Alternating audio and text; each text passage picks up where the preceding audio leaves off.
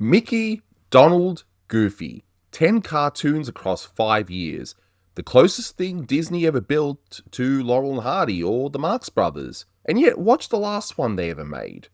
Mickey shows up at the beginning, he shows up at the end, and everything in between he hands to the other two. This isn't really the story of a comedy trio, it's the story of how the most famous character in the world got quietly written out of his own cartoons, one short at a time, and why the studio let it happen. So, let's watch it happen, all in order. It all starts here, March 16th, 1935, Mickey's Service Station.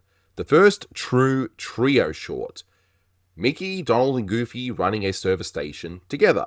When Pete rolls in demanding they fix a squeak in his car, and threatens their lives if they don't, it is Pete we're talking about here, they tear the entire car down to its bolts and somehow reassemble it before Pete gets back, and the thing promptly chases him off. And by the way, if you want to see me break down the cartoon proper, I've done a full video on the channel, also edited by my friend Blue Genocide, who's editing this video too.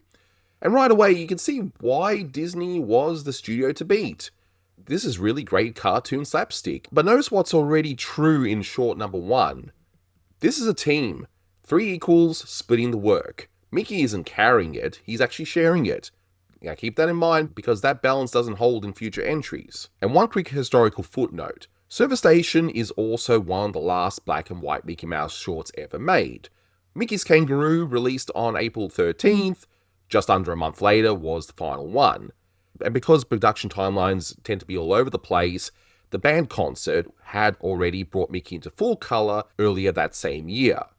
And no, that was also not the first time Mickey Mouse was in color. That happened a few years earlier, but still, when it comes to his own shorts, that was his first one. So a transitional moment for the character, the first of several. 5 months later, Mickey's Fire Brigade. So the trio of firefighters in this one, as the name suggests, and they're answering the call to fight a massive hotel blaze. So this is the same formula that'll define the whole series. Give each of them a job, and then split them up, and eventually they'll get together at the end. Clarabelle Cow turns out to be quote-unquote trapped in the bathroom, and after all their heroics, she mistakes the rescue for a kidnapping and rewards them with a brush to the head. It's one of the funniest, darkest cartoon beats of classic animation when you take it out of context. And I've also covered that short on this channel, so be sure to check it out, also edited by my friend Blue Genocide. And at the time of this recording, those are the 2 I've done, so if you want to see me cover the rest of these on the channel one by one, definitely let me know in the comments. But this one matters for 2 reasons. First, it's the first in glorious Technicolor, and second, take a look at Goofy. He ends up stealing the show. He's so lovable, even when he's lousing everything up. And just a little bit of trivia. This is also the last time we see that early Goofy design in a trio short. By his next appearance in On Ice, which is not a trio short, but he's redrawn in a more modern look. One that would be used by decades for many years after that. Oddly, Mickey's Polo team the following year brings the original design back one more time. So Disney, I believe, was still clearly trying to figure Goofy out, but there's also the fact that the production timelines can be all over the place too. But that's also telling in of itself. The studio was still actively investing in Goofy. Moving Day, June 20th, 1936. And here's a plot that every artist alive can relate to. Mickey and Donald haven't paid the rent in 6 months. Pete, now acting as a sheriff, so I guess he's just turned over a new leaf or something, I don't know. I mean, I'd love to one day just list every single thing that Pete's done and create some sort of a weird chronological story for him, but we won't do that here, of course. He's also now set to sell their furniture out from under them to, of course, to make up for the lost rent. Goofy turns up as an Iceman, and yes, this was before refrigerators were a common thing, and he ends up pitching in to help them haul everything out. Watch where the comedy goes, though. It goes to Donald, so Donald versus a piano. Donald and what I'd like to call the Disney slapstick. The character that gets stuck on something, tries to pull free, and instantly makes it worse. It climaxes with Donald wedged into an exposed gas line, Pete's lit match, and the whole building blown to pieces so the trio can escape. Will they end up being caught and put into jail for their unpaid rent? I don't know. But Moving Day is a genuine landmark, and it's not for the plot. This is one of the first instances of Fred Moore's added weight to the characters. In practice, the characters are no longer built from circles and basic shapes. They can exaggerate, they can carry real weight, they can move like they have mass. And here's the quiet irony at the heart of this whole video. The animation getting more sophisticated at the exact moment the star of the studio is getting less to do. Moose Hunters, February 1937, and this is the one where the pattern stops being subtle. Mickey's up on stilts, hidden in the bush, holding a gun.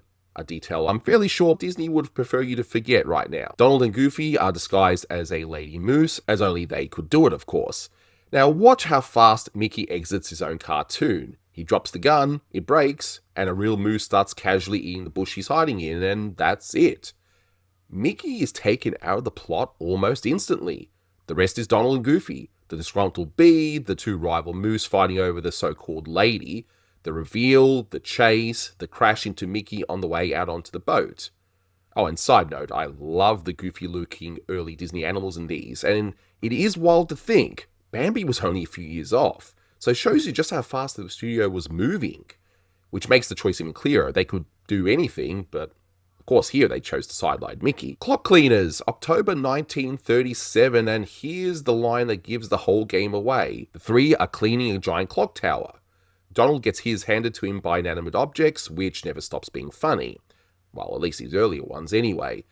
Goofy's up top cleaning the gears with a giant toothbrush, singing a little song, getting angry and angrier as it goes, and it's genuinely amazing character work. It humanizes Goofy without, well, flanderizing him, to use a Simpsons reference, I guess. Mickey gets to coax a sleeping stork out of a tower and later save Goofy from some classic silent film near-death antics, and actually appreciate this short giving Mickey something to do. Because believe me, this becomes rarer and rarer from here on out. But then we get to Lonesome Ghosts, Christmas Eve 1937. The trio are ghost exterminators called out to a haunted house by ghosts who are simply bored and want someone to torment. A fantastic idea, by the way. So for about 8 minutes, the ghosts bully them mercilessly until the tables turn and the ghosts mistake the trio for ghosts themselves and bolt. Donald gets the last laugh here. And credit where it's due, this is the one time in Act 2 Mickey's a little more involved in the plot. He's got a gun again, which again I'm sure modern Disney love, and he's in the thick of it. Though, I'll be straight, I always felt the way they rode around Mickey, knowing full well the other two were funnier, was a little bit of a cop-out. Goofy still walks off with it though. Goofy holding an axe is just inherently funny, and he delivers the line, "I ain't afraid of no ghosts." I ain't scared of no ghosts. Yes, that line. That was a direct homage for the Ghostbusters theme in 1984. So yeah, a throwaway Goofy gag from 1937, echoing in a #1 hit 47 years later. And technically just watch the craft, comparing a gag here to the same beat back in the Fire Brigade just 2 years earlier. The timing is dramatically sharper. These animators were not just getting better by the month, this machine was firing on all cylinders, just not for Mickey. By 1938, the sidelining was basically the format. So boat builders, February 25th, the three assemble a boat as simple enough for a baby to put together. Mickey mans the wheel, which smacks Donald around like a paddleball, and Goofy meanwhile falls head over heels for the ship's figurehead mascot in one of my personal favourite funny bits in any of these trio shorts. Mickey cameos to Christian the finished boat, and it promptly falls to pieces and dumps them all in the water. Fun, chaotic, classic. But knows the shape of it. It's an ensemble of bits now, and Mickey's bit is simply to operate the wheel. That's it. But now we do get one exception that proves the rule. Mickey's trailer, May 1938. The three are leaving the city, trailer in tow, off for a camping trip. Mickey, a hard worker and a bit of goody two-shoes, but not above playing a playful jerk, yanks the bed from under a sleeping Donald and drops him into a tub. Then Goofy, who's driving the car, towing the whole trailer, wanders off to eat and abandons the wheel. He ends up unhooking the trailer, sending Mickey and Donald into a runaway trailer that just barely dodges one fatal crash after another. It miraculously re-hitches to Goofy's car, and Goofy's none the wiser. But here's why this one's special, and I'll hand this observation over to my editor and writing partner, Blue Genocide. Again, he's the one that helped with this video. Hey guys, my name is Blue Genocide. You can also call me Jardy. It's after hours on the Skybeak tonight, so it's just me here today. And while I wasn't gonna say anything in this video, and I try to work around it, Anthony also made a whole speech about how I liked Mickey's trailer so much. It didn't feel right for me to just let him speak for myself, so here I am. Here I am! Something that's often forgotten about when someone is going on their I Hate Mickey Mouse parade is how Mickey was never just a comedian. Sure, that's what Goofy and Donald were, at least in the cartoons. But Mickey was an actor. in the same way Buster Keaton or Charlie Chaplin were. So while Mickey could do funny things, he was also an action hero, a romantic. Hell, sometimes they tried him as a foil. You can't really make a character like that anymore because you'd have a million people on Twitter making essays about how out of character it was for Mickey Mouse to be in a fight with a Native American, or playing on a piano at the farm, or whatever the film called for. Anthony goes more into the history and the final verdict. I'm not going to ruin the last part of this video by repeating what's already been said, but that's kind of like what Mickey's trailer was. It's a little bit of everything. You have the beginning bits where there's a lot of slapstick. It's a lot of Mickey kind of like leading this trailer of Goofy and Donald as he, he's a little mischievous, but he's also, the caregiver. He's the one taking care of a lot of the chores. Goofy drives. Donald's just there. I don't know what his job is, but And then it quickly becomes an adventure film where Goofy completely messes up and Donald and Mickey are just sent spiraling down. They should have been killed like a million times over. And then it just ends with Goofy, none the wiser of what he just did to his two friends. I'm sure they cut the scene where they killed him. That was probably in the script, but they couldn't do that. Either way, it's very different from the other trio films of this era. Most of them were just kind of like Laurel and Hardy bits, or, them on a boat for whatever reason. It's not the only one with a conflict, but it's also different enough that it stands out. And it shows to me that there was a lot more to this pairing than what was actually done. And it's a shame that the original theatrical shorts, some of the greatest animation of all time, never really got a chance to explore that because of the Second World War and Donald and Goofy's exploding popularity. I admit it's also a little bit of nostalgia for me, as it was part of this VHS tape I had, which is really weird if you look back at it. But if you want to hear more about that, I guess you'll have to check out my channel. I do a lot of cool history and research, and usually there's other people here, but that's enough shilling for myself right now. Just remember, Mickey is an actor, and the more you say he was never funny, the more you sound like an idiot. Ciao! Because 3 months later comes The Whalers. The 3 are on the whaling boat, and here's Mickey's entire role. A bit in the beginning, trying to toss a bucket of water overboard, and a brief reappearance at the very end. That's it. And by the way, this is another one of those shorts that modern Disney would like to hide. Well, I mean, we certainly don't want to teach anyone about the virtues of whaling, do we? Side note, that's all because a lot of places still required whale oil, but that sort of thing was slowly and thankfully dying out. And yes, I'm aware that it still happens today. I'm not going to get into that. But as for the short itself, I'll be a little honest, this time it does feel a little lazy. They really couldn't figure anything for Mickey to do on this boat, and then why build 3 separate shorts around this cast and boats in the first place? The spotlight in this entry goes fully to Donald, trying to rescue Goofy, who's been put in charge of the cannon and predictably ends up dangling over a whale before falling straight into it, only for Donald to need rescuing himself. It's the weakest of the 10, but still, there's some wonderful animation here, and ultimately, it's still worth watching despite the fact that, yes, we barely see Mickey at all. And it does tell us where things are headed, which is Tugboat Mickey, where it all ends. April 26th, 1940. The final trio short ever made in the Golden Age run. The 3 are so inept aboard their tugboat that they overload the boiler and blow the whole thing to pieces. And look at Mickey's role right now. Mickey only really appears at the beginning and at the end. The whole middle, so the actual cartoon itself, is Goofy and Donald below deck. The star of the Mickey, Donald, and Goofy shorts is now functionally just a guest in them. You can even feel the fatigue in the writing. It's bad enough that the 3 of these 10 involved boats, I don't know why, but they just do, but here they reuse the Pelican from the Whalers. This time getting drunk on paint, yeah, I said it, and recycle the steam piston versus Donald gag straight out of Clock Cleaners.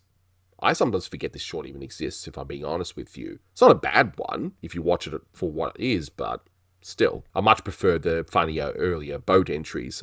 Which again, there's 2 more, but this does have an interesting historical note, and it's kind of fitting, because Tugboat Mickey is the only short to feature Mickey's Fantasia design, the redesign that first appeared in the Standard Parade of 1939, so a small advertisement Disney produced for the Standard Oil Company the year before. So it's the very last time the trio rides together.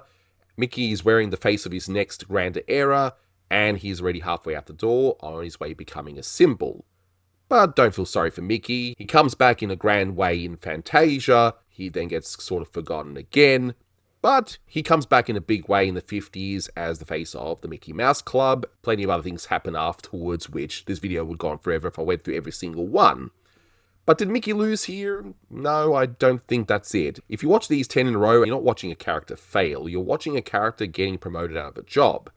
Mickey was becoming the face of an entire company, and you can't really have your corporate symbol get beaten senseless by a bell or a clock spring for 8 minutes, or shooting moose and hunting whales, but Donald and Goofy, they could take the punishment, and they were born for that kind of thing. So the studio did the sensible thing.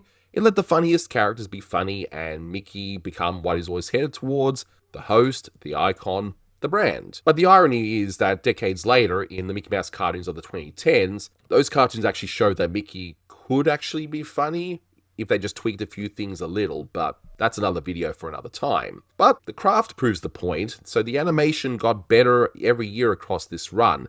Fred Moore's weight in Moving Day, the razor-sharp timing in Lonesome Ghosts. The studio wasn't neglecting these cartoons or anything. It was deliberately pointing its best tools at Donald and Goofy, because that's where the laughs were. By Tugboat Mickey in 1940, the handover is complete. Mickey bookends the picture, the comedians own the stage. The Mickey, Donald, and Goofy shorts were never really the story of a trio. They were a story of a handover, and if you watch them in order, you can see the exact moment the torch changes hands. That's the whole reason I wanted to cover these together. Not 10 cartoons. One story told across 5 years. And as I mentioned earlier, if you want me to cover the other 8, because I've already covered 2 of them, if you want me to look at them individually, let me know in the comments. And if you want to see a similar story like this, let me know in the comments what you'd like to see. But as always, thanks for watching, guys, and until next time, take care. You're the bad, you bad,